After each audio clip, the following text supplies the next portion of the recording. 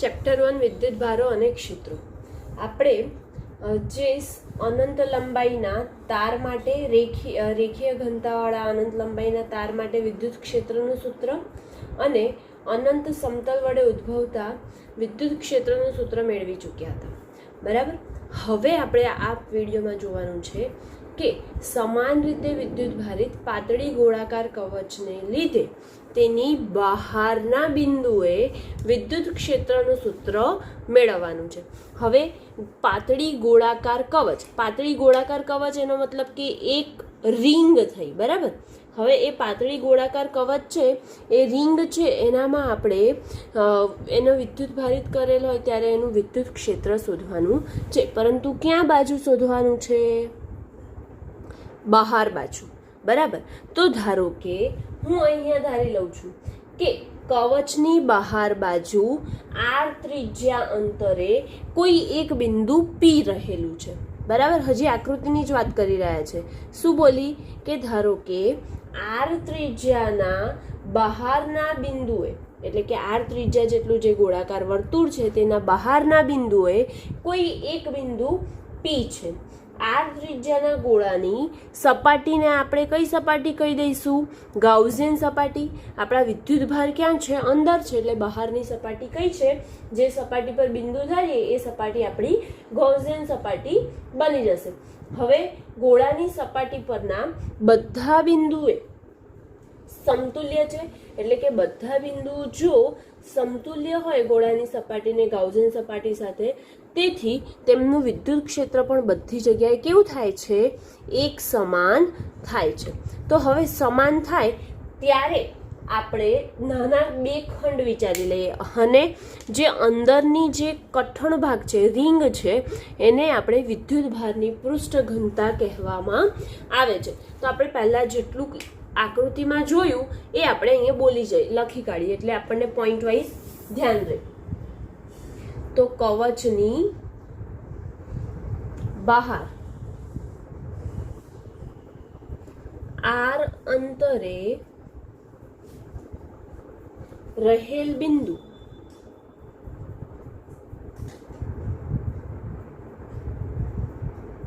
P છે. બરાબર. હવે r અંતરે રહેલ બિંદુ P છે, તો આ r ત્રિજ્યાના ગોળાની સપાટીને ગાઉસિયન સપાટી લઈ લઈએ અને આપણે વિદ્યુત ક્ષેત્ર ક્યાં શોધવાનું છે? P પાસે શોધવાનું છે. તો તમારે એવું એક પોઈન્ટ હજી પણ લખી શકો કે P પાસે વિદ્યુત ક્ષેત્ર શોધવાનું છે. માટે P માંથી પસાર થતા અને r ત્રિજ્યાના ગોળાની સપાટીને આપણે ગાઉસિયન પૃષ્ઠ કહેવામાં આવે છે. એટલે r ત્રિજ્યાની જે સપાટી છે એને ગૌસિયન પૃષ્ઠ અથવા ગૌસિયન સપાટી તરીકે લઈએ. r સપાટીને એટલે કે r ત્રિજ્યાની સપાટી, ને આખું લખી કાઢ્યું હોય તો r ત્રિજ્યાની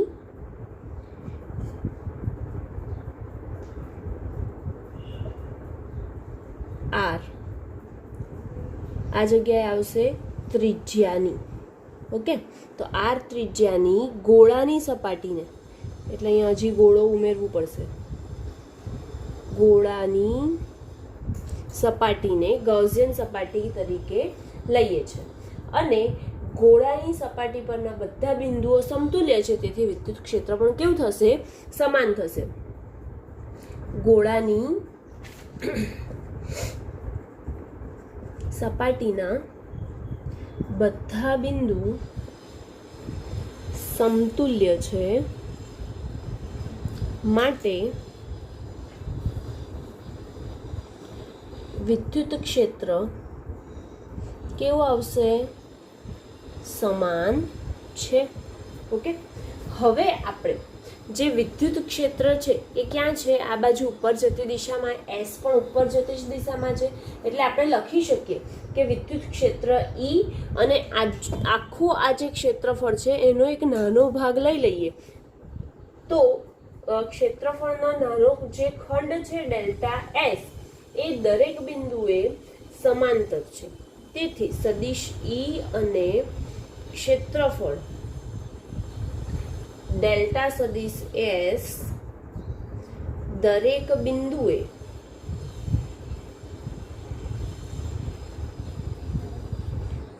સમાંતર છે. તેથી નાના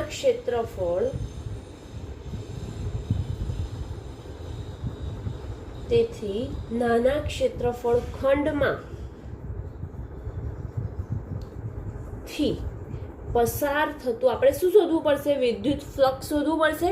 કેમ કે આપણે વિદ્યુત ક્ષેત્ર શોધવાનું તો આપણે આના પહેલા પણ કરી ચૂક્યા છે કે વિદ્યુત ફ્લક્સ શોધીએ અને એના પરથી આપણને વિદ્યુત ક્ષેત્રનું સૂત્ર મળી જાય છે. તો નાના ક્ષેત્રફળ ખંડમાંથી પસાર થતું વિદ્યુત ફ્લક્સ ફાઈ બરાબર શું લખશો તમે લોકો? તો ફાઈ બરાબર સદિશ ઈ ડોટ ડેલ્ટા સદિશ એસ, કેમ કે આપણે નાનો ભાગ લીધો છે, બરાબર ને? તો ઈ ડોટ ડેલ્ટા સદિશ એસ છે તો એના બરાબર આપણે શું લખી શકીએ? ઈ ડેલ્ટા એસ કોસ થીટા, બરાબર. હવે અહીંયા થીટા તમે શું લેશો? તો બંને એકબીજાને સમાંતર છે અને સમાંતર હોવાથી આપણે અહીં લખ્યું છે ને કે ઈ અને એસ બંને સમાંતર છે. જો સમાંતર હોય તો થીટા બરાબર આપણે લઈ શકીએ 0 ડિગ્રી. તેથી ફાઈ બરાબર ઈ ડેલ્ટા એસ અને કોસ 0 ની વેલ્યુ કેટલી થાય? 1 થાય. માટે આપણે બાજુમાં કારણ લખવું તો લખી દેવાનું કે કોસ 0 ઇઝ ઇક્વલ ટુ 1, બરાબર. આ આપણને ફાઈની કિંમત મળી. શું મળી? ઈ ડેલ્ટા એસ. પણ આપણી પાસે આ નાના ખંડની કિંમત મળી. એવું તો આ આખું છે, આખું વર્તુળ છે, બરાબર. તો એના માટે આપણે કુલ ફ્લક્સ શોધવા માટે શું કરવો પડશે? એ બધાનો સરવાળો. તેથી કુલ ફ્લક્સ ફાઈ બરાબર ઈ સમેશન ડેલ્ટા એસ. આવું થાય કંઈક, ઓકે. હવે ઈ સમેશન ડેલ્ટા એસ એટલે કે બધા ડેલ્ટા એસનો આપણે શું કરી દીધો? સરવાળો કર્યો. તો આપણને ટોટલ શું મળશે? સમેશન ડેલ્ટા એસ એટલે કે આખું મળી જાય. આખું આનું ક્ષેત્રફળ મળે કે ના મળે? મળે. તો આપણે લઈ લઈએ કે ઈ એસ. હવે અહીંયા ઈ એસ લીધું તો આ કેવું છે? વર્તુળાકાર છે અને એમાં પણ પાતળી રિંગ છે. તો વર્તુળાકાર પાતળી રિંગ હોય તો એનું ક્ષેત્રફળનું સૂત્ર શું થાય? તો ઈ ગુણ્યા વર્તુળના ક્ષેત્રફળનું સૂત્ર 4πr². તો ફાઈ બરાબર આપણને શું મળી ગયું? 4 ગુણ્યા 4πr². હવે આને સમીકરણ નંબર 1 આપી દઈએ, કેમ કે ટોટલ એસ મળી ગયો, એના ઉપરથી આપણે ફાઈ શોધી કાઢ્યું, કુલ ફ્લક્સ. હવે ગોઝના નિયમની વાત કરીએ, કેમ કે આપણે કુલ ફ્લક્સ શોધ્યા પછી શું લઈએ છીએ? ગોઝનો નિયમ જ લઈએ છીએ ને. માટે અહીં કારણમાં તમારે લખવું હોય તો લખી શકો કે એસ બરાબર 4πr² છે, જે વર્તુળનું ક્ષેત્રફળનું સૂત્ર છે. ગોઝના નિયમ પરથી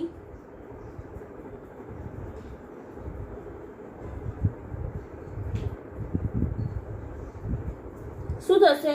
જેટલા પણ અહીંયા વિદ્યુત ભાર હશે એ બધા વિદ્યુત ભારોનો સરવાળો. માટે ફાઈ બરાબર સમેશન ક્યુ અપોન એપ્સાઇલોન 0. પરંતુ આપણે જાણીએ છીએ કે આ આપણે શું લીધું છે? એક પૃષ્ઠ લીધું છે. પૃષ્ઠ એટલે સિગ્મા. તો સિગ્મા લીધું છે તો ક્યુ બરાબર આપણે શું લખતા હતા મિત્રો? તો ક્યુ બરાબર આપણે લખતા હતા સિગ્મા ઇન્ટુ એ, અથવા તો પૃષ્ઠ ઘનતા લખતા હતા, બરાબર ને? તો પૃષ્ઠ ઘનતા સિગ્મા બરાબર ક્યુના છેદમાં એ. પરંતુ આપણે શોધવાનું શું છે? ક્યુ શોધવાનો છે. ક્યુની કિંમત મૂકવાની છે. માટે ક્યુ બરાબર સિગ્મા એ મૂકીશું આપણે. તો ડાયરેક્ટ જ મૂકી દઈએ કારણ લખીને કે ફાઈ બરાબર સિગ્મા એ અપોન એપ્સાઇલોન 0.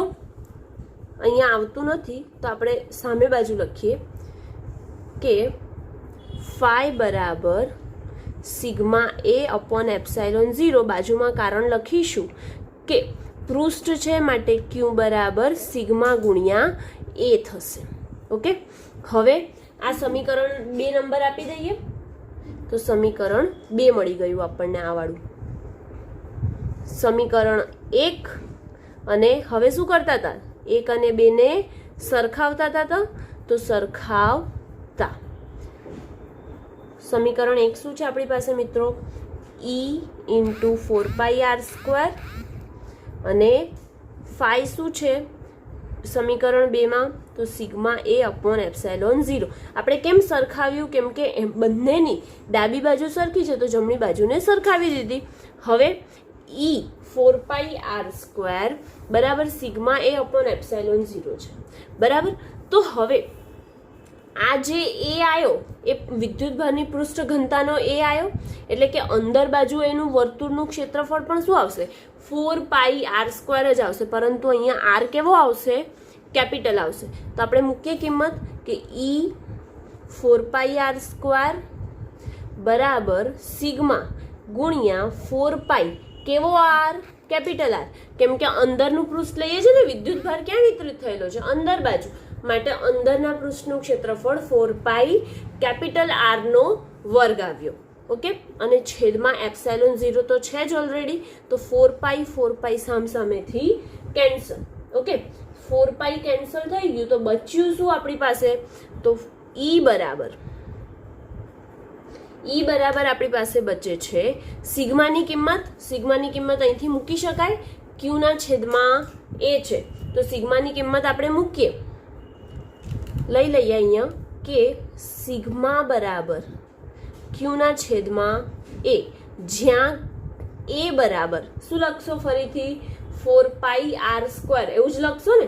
તો આપણે લખી કાઢીએ કે સિગ્મા બરાબર ક્યુ ના છેદમાં એ અને ક્યુ ના છેદમાં 4πr².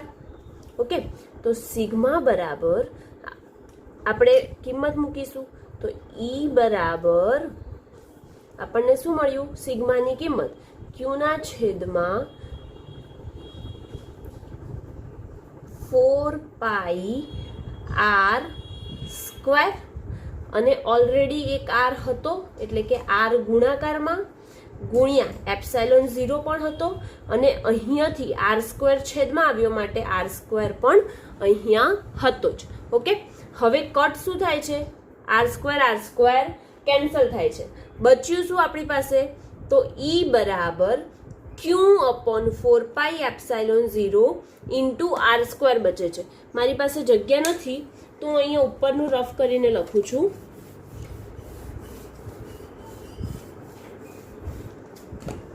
શું આવશે કે E બરાબર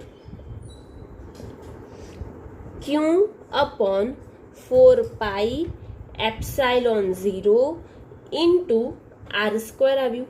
હવે વિદ્યુત ક્ષેત્ર E બરાબર 1/4π એપ્સાઇલોન 0 એટલે આપણે શું લખતા હોઈએ છીએ, કે લખીએ છીએ ને, તો માટે સોરી r² છેદમાં જ આપણે ભૂલથી ઉપર લખી કાઢ્યું, અહીં છેદમાં છે ને, તો ગુણ્યા r².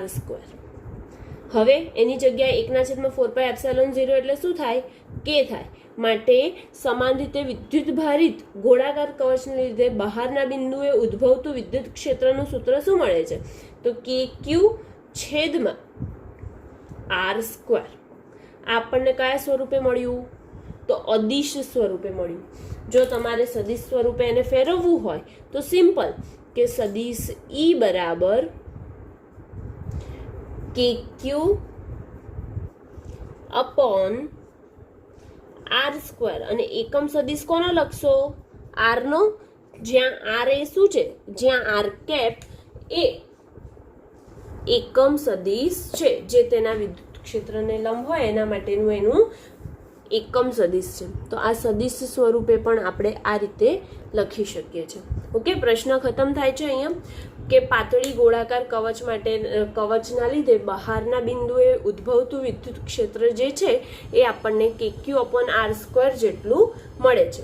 સેમ એવો જ પ્રશ્ન હવે બહારની જગ્યાએ ક્યાં બાજુ મળે આપણને, અંદરના બિંદુએ. ક્યાં મળે, અંદરના બિંદુએ ઉદ્ભવતું વિદ્યુત ક્ષેત્ર શોધવાનું હોય તો શું થાય તે જોઈએ. તો એમાં ફરક ક્યાં પડશે? તો ફરક મેઇન જે છે એ આપણો અહીંયા આપણે બહારના બિંદુની જગ્યાએ બિંદુ ક્યાં આવી જશે? પી બિંદુ અંદર બાજુ આવી જશે, એટલે કે અહીંયા આપણું પી બિંદુ થઈ ગયું. પી બિંદુ થઈ ગયું. તો હવે પી બિંદુથી ત્રિજ્યા કોની લઈશું? આર વાળી લઈશું. તો બહારની સપાટીનું કેટલું થઈ જશે? કેપિટલ આર થઈ જશે. અને ગાઉસિયન પૃષ્ઠ કયું થઈ જશે? તો ગાઉસિયન પૃષ્ઠ પણ બહારની સપાટીનું થઈ જશે. તો અંદરના સપાટી માટે આકૃતિ આ મુજબ છે, બરાબર. તો હવે જે આકૃતિ છે એનામાં કેન્દ્ર ઓ છે, ઓ ત્રિજ્યા છે, ઓ કેન્દ્ર છે અને તેનાથી આર ત્રિજ્યાની ગોળાકાર કવચ પર વિદ્યુતભારની સમાન પૃષ્ઠ ઘનતા કેટલી લીધી છે? સિગ્મા. આર ત્રિજ્યા પર પૃષ્ઠ ઘનતા સિગ્મા લીધી છે. હવે વિદ્યુતભાર જે છે એ ક્યાં બાજુ વિતરિત થયેલા છે? ગાઉસિયન વિદ્યુતભારની પૃષ્ઠ ઘનતાવાળા બહારના રિજિયનમાં વિદ્યુતભાર આવેલા છે. અને ગાઉસિયન સપાટી કઈ છે? અંદરવાળી, કેમ કે આપણે વિદ્યુત ક્ષેત્રનું બિંદુ કયું લીધું છે? પી બિંદુ છે. તો આર ત્રિજ્યા જેટલા અંતરે એક બિંદુ પી છે અને તેની અંદરની ત્રિજ્યાનું તેને ગાઉસિયન પૃષ્ઠ લેવામાં આવ્યું છે, બરાબર. તો સૌથી પહેલા આપણે આગળનું આકૃતિમાં દર્શાવ્યા પ્રમાણે એવું લખીએ કે આકૃતિમાં દર્શાવ્યા પ્રમાણે આર ત્રિજ્યાની, કેમ કે આપણને કયા માટે કીધું? અંદરની સપાટી પર કોઈ બિંદુ વિચારવાનું, એટલે અંદરની સપાટી પર આપણે કોઈ બિંદુ વિચાર્યું અને બહારની કઠણ રિંગ લીધી. તો આર ત્રિજ્યાની ગોળાકાર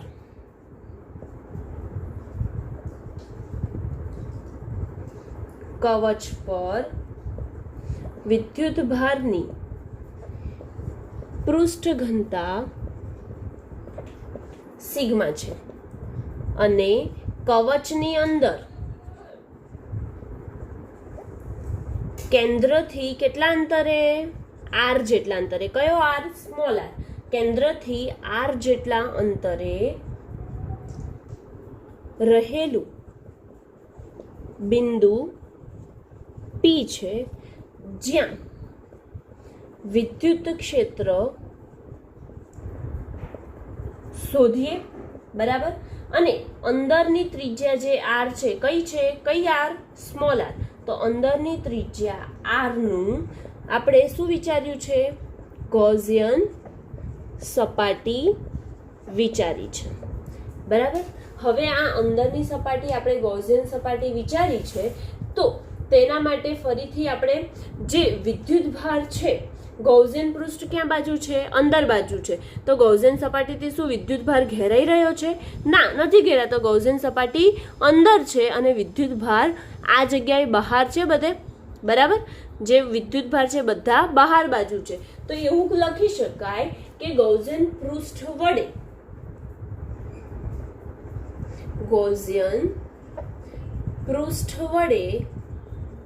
વિદ્યુતભાર ઘેરાતો નથી, બરાબર. હવે જો વિદ્યુતભાર ઘેરાતો ન હોય તો આપણે શું લખી શકીએ? તો ગૌસિયન સપાટીમાંથી પસાર થતું ફ્લક્સ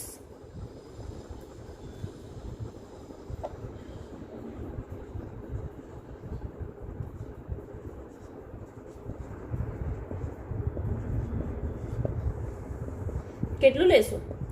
ફાઈ બરાબર ઈ ઇન્ટુ એસ, બરાબર. એટલે ઈ એસ કોસ થીટા થશે. ઈ અને એસ વિદ્યુત ક્ષેત્ર અને ક્ષેત્રફળ બંને એકબીજાને સમાંતર છે, માટે થીટા 0 બનશે. તો શું લખશો? ઈ ઇન્ટુ એસ, કેમ કે કોસ 0ની કિંમત 1 થશે માટે. તો ઈ એસ એટલે વર્તુળનું ક્ષેત્રફળ, તો ઈ ઇન્ટુ 4πr² બન્યું. પરંતુ આપણને ફાઈ મળી ગયો. હવે ગૌસના નિયમ મુજબ આપણે જોઈએ તો ગૌસના નિયમ પરથી શું લખશો? ગૌસના નિયમ પરથી શું લખીએ કે ફાઈ બરાબર સમેશન Q/ε0. પરંતુ ગૌસિયન સપાટી વડે તો કોઈ વિદ્યુતભાર ઘેરાયો જ નથી, તો આપણે ક્યુ બરાબર શું લખવું પડશે? 0 લખવું પડશે. તો હવે ક્યુ બરાબર 0 લખીએ તો ફાઈ બરાબર 0 આવે. ઓકે, તો હવે આ બંને કિંમત સરખાવીએ. કઈ? આ સમીકરણ 1 અને આ સમીકરણ 2. સમીકરણ 1 અને 2 ને સરખાવીશું તો શું મળશે કે E4πr² બરાબર 0. E4πr² બરાબર 0 મળ્યું. એનો મતલબ કે આપણને તેનું વિદ્યુત ક્ષેત્ર E જે છે એ કેટલું મળે છે? 0 મળે છે. ઓકે, હવે આપણે એવું કહી શકીએ કે આમ વિદ્યુત ભારિત પાતળી ગોળાકાર કવચને લીધે અંદરના બિંદુએ ઉદ્ભવતું વિદ્યુત ક્ષેત્ર 0 હોય છે. ઓકે, અને એની સાથે આ અંદરની રિંગ માટેનું જે છે વિદ્યુત ક્ષેત્રનું સૂત્ર એ કમ્પ્લીટ થાય છે. હવે આપણે નેક્સ્ટ જોઈએ તો જે નક્કર ગોળો હોય એ નક્કર ગોળામાં બહારની બાજુએ ગાઉસના નિયમનો ઉપયોગ કરીને વિદ્યુત ક્ષેત્ર શોધીએ. નક્કર ગોળા માટે એટલે કે ગોળાની બહારના વિસ્તારમાં ગાઉસના નિયમ પરથી વિદ્યુત ક્ષેત્ર શોધવાનું આવે તો આપણી પાસે એક નક્કર ગોળો છે. બરાબર, જે નક્કર ગોળો છે તેની વિદ્યુત ભાર ઘનતા કઈ ઘનતા આવશે? નક્કર ગોળો હોય તો કદ વિદ્યુત ભાર ઘનતા. કદ વિદ્યુત ભાર ઘનતા ρ છે અને તેનું ગોળાની ત્રિજ્યા r જેટલી છે. આ ગોળાના લીધે ઉદ્ભવતું વિદ્યુત ક્ષેત્ર ત્રિજ્યાવર્તી છે, માટે તેમનો કુલ વિદ્યુત ભાર કેટલો થઈ જશે? આપણે ρ બરાબર કદ વિદ્યુત ભાર ઘનતા ρ બરાબર શું લખતા હોઈએ છીએ કે Q/V આવું લખીએ છીએ. તો Q બરાબર શું થઈ જશે? ρ × V. અને ઘનતા કોની? તો આની. બરાબર, તો ઘનતા આ વાળી હશે તમારી પાસે તો ρ આ તમારી કદ વિદ્યુત ભાર ઘનતા થઈ ગઈ અને આટલું એમનું કદ થઈ ગયું. એટલે કે તેનું કદ માટેનું સૂત્ર શું આવશે? ગોળાના કદનું સૂત્ર શું આવે? તો સૂત્ર આવશે 4/3 પાઈ r/3. કયો ગોળો લીધો તો આપણે? નાનો વાળો ગોળો લીધો તો, કેમ કે અંદર બાજુ છે તો અંદર બાજુ જે છે એને r લીધું અને બહાર જે ગોળો છે એ બહારના ગોળાનું ગાઉસિયન સપાટી છે અને આના ઉપર આ જે ગોળો હતો r ત્રિજ્યાવાળો તેના ઉપર ક્યુ વિદ્યુત ભાર વિતરિત થયેલા છે. અને જો બધા ધન વિદ્યુત ભાર અહીંયા આપણે સપોઝ કર્યા છે બધામાં, બરાબર, ઋણ વિદ્યુત ભાર હતો તેનું વિદ્યુત ક્ષેત્ર અંદર બાજુ હશે, પરંતુ અહીંયા આપણે શું સપોઝ કર્યું છે કે જે વિદ્યુત ભાર છે એ ધન છે, માટે દરેક વખતે વિદ્યુત ક્ષેત્ર ક્યાં આવે છે? બહાર જતી દિશામાં આવે છે. અને જે બીજું નાનું ગોળાકારના કેન્દ્ર પરથી સંપાત થતું હોય તેવું r ત્રિજ્યાનું શું વિચારેલું છે? ગાઉસિયન પૃષ્ઠ વિચારવામાં આવેલ છે. તો હવે આપણે સ્ટાર્ટિંગ કરીએ, લખીએ કે આકૃતિમાં દર્શાવ્યા પ્રમાણે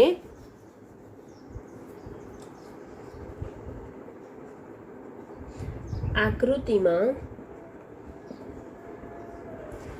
દર્શાવ્યા પ્રમાણે r ત્રિજ્યાનો અને ρ જેટલી ઘનતા લખો અથવા તો ρ જેટલી કદ વિદ્યુત ભાર ઘનતા, કદ વિદ્યુત ભાર ઘનતા ધરાવતો ગોળો છે. તો હવે વિદ્યુત ભાર ઘનતા જે છે તો ઘનતાનું સૂત્ર શું થઈ જશે? ρ બરાબર Q/V. તેથી વિદ્યુત ભાર Q બરાબર ρ × V એટલે કદ આવશે. કદ કેટલું આવશે? એના આ બાજુ ઘનફળ જેટલું, તો ઘનફળ ρ × 4/3 પાઈ r/3 થાય. તેથી Q બરાબર આપણને શું મળ્યું? ρ × 4/3 પાઈ r/3 મળે છે. ઓકે, હવે જેનું કેન્દ્ર ગોળાના કેન્દ્ર પરથી સંપાત થતું હોય તેવું એક વર્તુળ વિચારવામાં આવે છે જેની ત્રિજ્યા કેટલી છે? તો r છે. જેનું કેન્દ્ર ગોળાના, એટલે કયો ગોળો, અંદરવાળા ગોળાના કેન્દ્રમાંથી જ સંપાત થતું હોય, તો જેનું કેન્દ્ર ગોળાના કેન્દ્ર પર સંપાત થતું હોય તેવું આર ત્રિજ્યાનું ગૌસિયન પૃષ્ઠ વિચાર.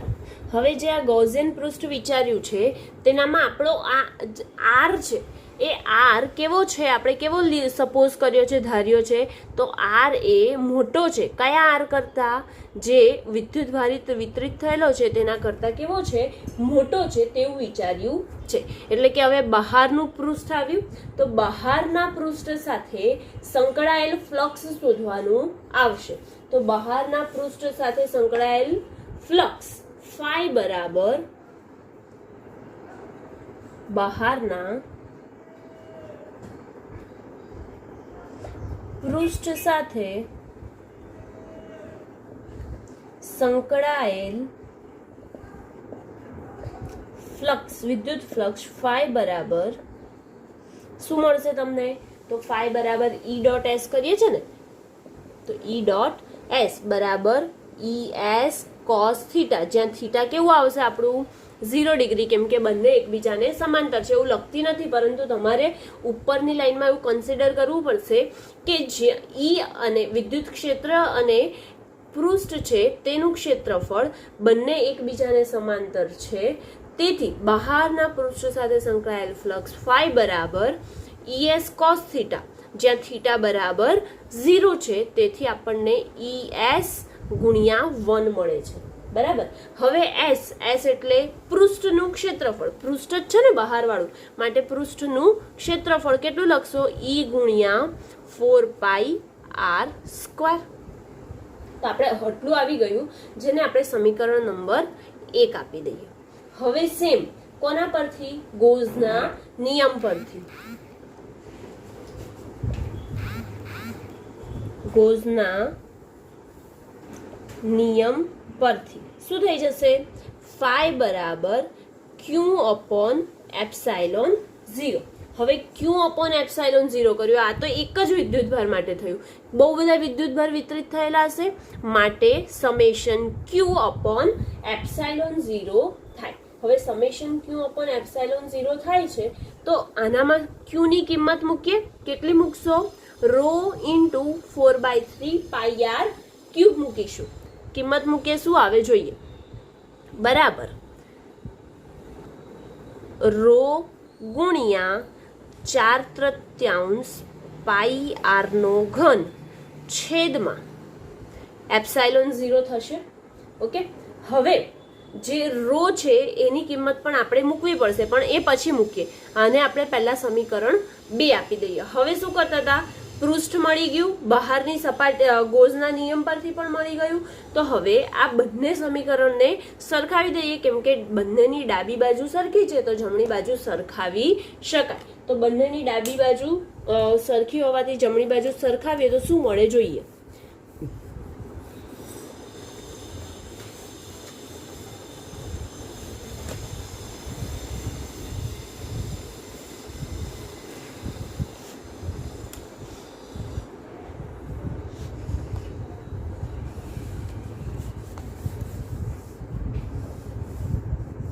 ઓકે, ફાઈ બરાબર છે આ, હે ને, અને આ 4/3 પાઈ આર નો ઘન. સમીકરણ 1 અને 2 શું કરતા? સરખાવતા. તો શું મળશે આપણને? કે ઈ ઇન્ટુ 4 પાઈ આર સ્ક્વેર બરાબર રો ગુણ્યા 4/3 પાઈ આર નો ઘન, બરાબર, અને એના છેદમાં એપ્સાઇલોન 0. આ રીતે આપણને કંઈક મળે છે. ઓકે. તો હવે 4/3 છે, તો આ ડાયરેક્ટ 3 નીચે લઈ શકીએ. તો શું મૂકીશો તમે? કે ઈ બરાબર સામસામેથી 4 4 કેન્સલ થઈ જાય, બરાબર. પાઈ પાઈ પણ કેન્સલ, બચ્યું શું? તો ઈ બરાબર રો આર ક્યુબ અપોન 3ε0. અને અહીંયા ડાબી તરફથી કોણ આવશે? આર સ્ક્વેર ગુણાકારમાં છે તો અહીંયા આવશે એટલે ભાગાકારમાં, એટલે કે rho R cube upon 3ε0 R square મળે છે. હવે પાછી વારી કોની આવી? રો, જે આપણે આગળ ઉપર સૌથી પહેલા લઈ લીધું હતું તે જ. તો રો બરાબર શું થાય છે? ક્યુ અપોન વી થાય છે, બરાબર ને. આ પ્રોસેસ આપણે સાઈડમાં કરીએ, કારણમાં કાઉન્સમાં કરીએ. તો રો બરાબર ક્યુ અપોન વી થાય છે. હવે ક્યુ અપોન વી થતું હોય તો વી બરાબર આપણે કેટલા લઈએ છીએ? 4/3 પાઈ આર નો ઘન. ઓકે, તો વી બરાબર 4/3 પાઈ આર નો ઘન મૂકશો તો શું મળશે? રો બરાબર ક્યુ ના છેદમાં 4/3 પાઈ આર નો ઘન, જે કિંમત આપણે આ સમીકરણમાં મૂકીશું. તેથી ઈ બરાબર રોની જગ્યાએ ક્યુ અપોન 4/3 છે ને, અપોન 3 છે તો છેદનો છેદ અંશમાં જાય કે ના જાય? જાય. તો ડાયરેક્ટ હું એને અંશમાં લખી દઉં છું કે 3q પાઈ આર ક્યુબ. શું કર્યું આપણે? આ જે 3 નીચે હતો ક્યુ ના છેદમાં 4/3 પાઈ આર નો ઘન, કોની કિંમત મૂકી? રોની કિંમત, જે અહીંયા કારણમાંથી મૂકી, બરાબર. આર ક્યુબ એમના એમ ગુણ્યા 3ε0 આર સ્ક્વેર. હવે આ છેદના છેદને તમે અંશમાં લો તો પણ ચાલશે અને ડાયરેક્ટ છેદ ઉડાવી દો તો પણ ચાલશે. શું મળે છે?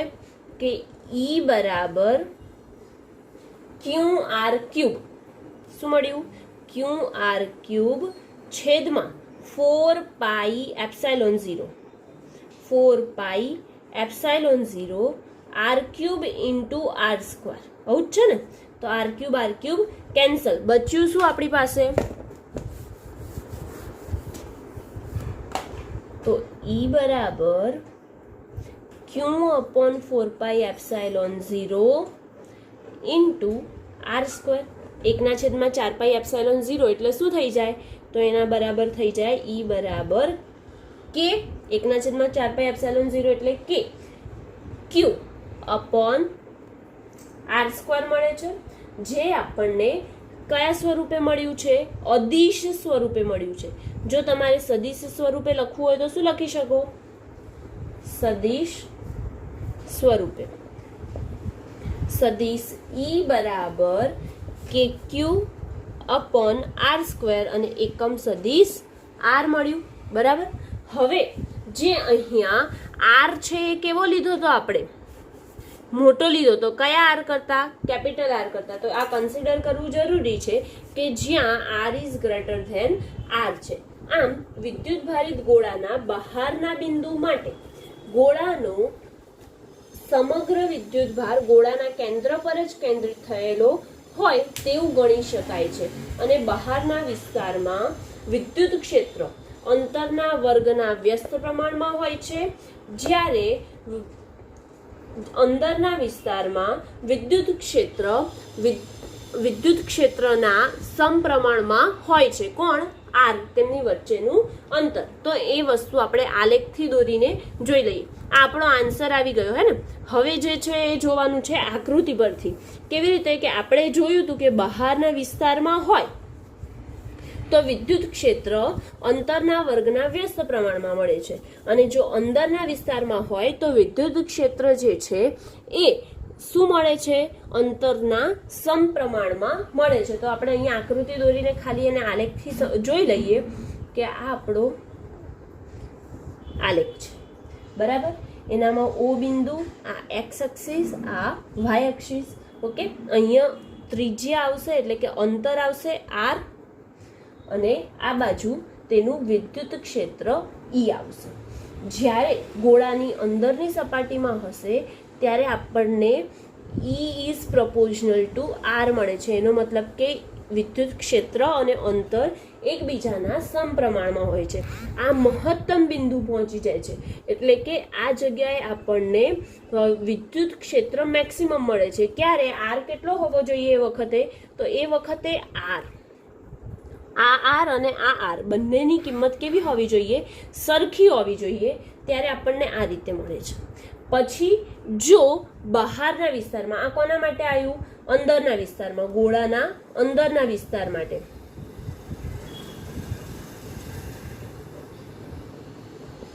બહારના વિસ્તારમાં શું થઈ જશે? તો બહારના વિસ્તારમાં વિદ્યુત ક્ષેત્ર એ અંતરના વર્ગના વ્યસ્ત પ્રમાણમાં હોવાથી આપણને એ આલેખ આવો કંઈક કર્વ જેવો મળે છે. કેવો મળે છે? કર્વ સ્વરૂપે મળી જાય છે. અને આ કઈ બાજુ છે? બહારના વિસ્તારમાં. આપણે જોયું ને, બંને બહારના વિસ્તારનું જોયું છે. જ્યારે બિંદુ બહારનું બિંદુ પી લઈએ છે ત્યારે બંને જગ્યાએ આપણને સૂત્ર આ જ મળે છે કે Q/R². એટલે કહી શકાય કે ગોળાના બહારના વિસ્તારમાં વિદ્યુત ક્ષેત્ર એ અંતરના વર્ગના વ્યસ્ત પ્રમાણમાં હોય છે. અને આ જે અંતર છે કેટલું હોય? કેન્દ્રથી અંતર. જે પણ અંતર આપેલું છે એ કેન્દ્રથી અંતર આપેલું છે એવું કહેવાય. બરાબર? અને આર બરાબર આર હશે ત્યારે ઈ મેક્સિમમ મળે. એક માર્કનો પ્રશ્ન પૂછી શકે કે આપણને વિદ્યુત ક્ષેત્ર મહત્તમ ક્યારે મળે છે ગોળામાં? તો લખી શકો કે જ્યારે R is equal to R હશે. એટલે કે ઓપ્શન આપેલા હોય ત્યારે તમારે યાદ રાખવાનું હશે કે બંને ત્રિજ્યા સમાન હશે ત્યારે આપણને વિદ્યુત ક્ષેત્ર કેટલું મળે છે? મહત્તમ મળે છે. હવે આ ચેપ્ટરની થિયરી જે છે એ ઓલમોસ્ટ બધી જ કમ્પ્લીટ થઈ ગઈ છે. હવે આપણે ઉદાહરણ અને સ્વાધ્યાયના દાખલાની શરૂઆત કરીશું નેક્સ્ટ વિડીયોથી.